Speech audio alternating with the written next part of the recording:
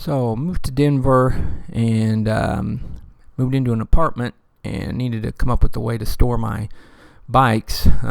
So figured I'd cobble something together here out on the balcony. Basically went to Home Depot and got 3 2x4s and then had these tools already that I brought with me. Got my DeWalt impact and drill driver, speed square, a couple wood clamps, jigsaw, sander, a level, and a tape measure. So this is the basic design or the concept I kind of wanted to go with 2 things to hold the bikes, and then a little foot that sticks out 20 inches and then goes side to side 24 inches. So as far as the 3 2x4s, this is kind of after the fact, but this is wanted to just do a layout of the cuts I made. So the top 2 that are the uprights are 78 inches long, and then 2 18 inches is what you'll have left, which is based off a 96 inch long 2x4, and I just cut those diagonally through, so you end up with 4 18s, and then the 16, 20, 24, and 20. The 16s I just cut those straight across, and where I have the marks there for the 20 and 24, if I would have cut 45s on them at this particular way, I would have ended up with 3 pieces that were actually slightly longer footprint wise, but didn't really stick out on the top end. So I did it on the 20s. I didn't think about it till afterwards on the 24, but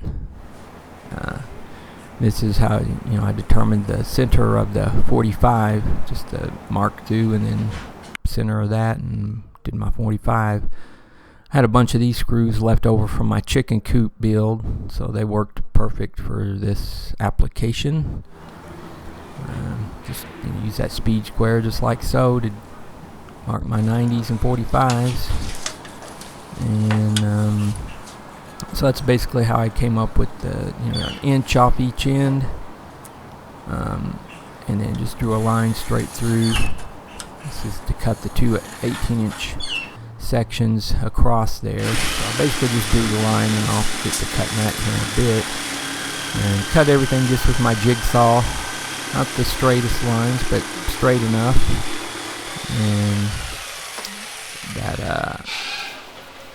it's basically on the ends there where it's going to cut. I just kind of hand drew a little curve there to give the end piece a little more stability, and I didn't need them to quite stick out that far, so cut that up with my jigsaw. And you can vary this design on your own if you wanted to do something similar, depending on how wide your handlebars are. So the bottom bike, the handlebars are 29 inches wide or something like that. So I made the first mark where the little notch is going to be 15 inches in, or 3 inches off the end of the board there. So just flip this over and cut the other end, because it couldn't cut it one continuous line, and ended up with these 2 pieces like so, and just use my little sander there to sand it all down. You could use your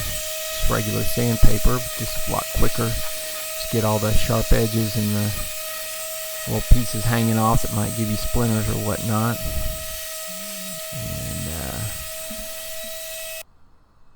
And from there, you got all the pieces laid out. That's what you'll end up with, getting ready to put it together. And then it's kind of at this point that I realized I could have cut the 24 inch piece. I could have angled, incorporated it with the 45-degree cuts of the 2 feet that stick out forward. So I don't know, whatever, it works fine as it is, but wish I would have done it like that. Anyway, just this from the bottom to the first support piece, 36 inches up. That's where I determined the mounting arms will go right up against that, and then the top is 78 inches high at the very top there. So basically just laid everything out. This is joining up the top piece first, and use my little drill driver and impact going back and forth. Make quick work of it, using them in tandem there, just going back and forth. You can certainly do it with just basically a drill, and then drill your holes and switch out the bit, but just I don't know. Definitely like using these just back to back like this. Made it go really quick. And that's the location where it's going to go there. Kind of the trim piece sticks out about 1 inch on the bottom. So I kind of wanted to, I just used one of the two legs stacked, or the arms there stacked on top of each other to get a little space. So it's 1 3/4 inches or so sticking out on the bottom and then flat up against the wall on the top. And I just kind of positioned it all up and then clamped it there. I did test fit this in the inside wall just to make sure the floor and wall were at the same basic angle as what was out here on the patio. And yeah, that seemed to work out pretty well. It sitting at about a 91-degree angle back, so figured that would give it the most stability. And this, the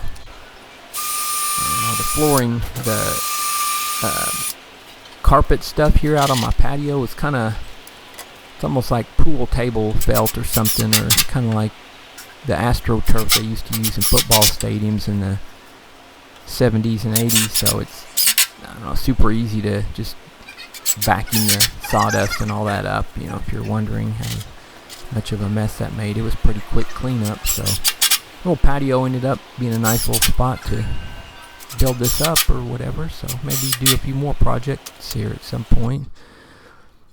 Anyway, getting 2 screws there on the insides and 2 on the back side there, and then had to lay it over there and clamping up, doing the top arms here. Use my little Meadow Craft, or the nice ice chest there as a little workbench.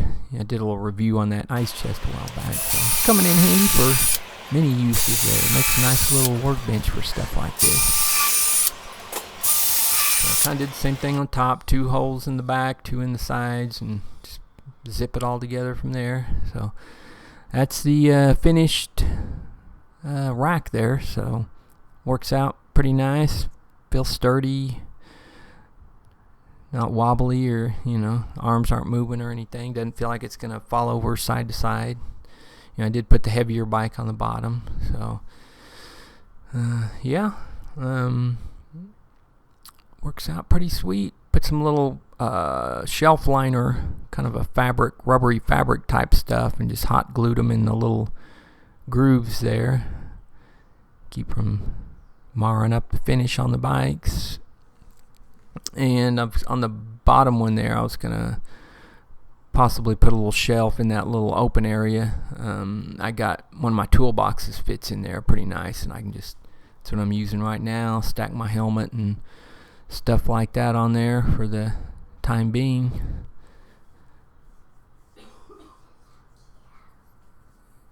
And, you know, these little bits here, that was all basically that was left over from the scrap.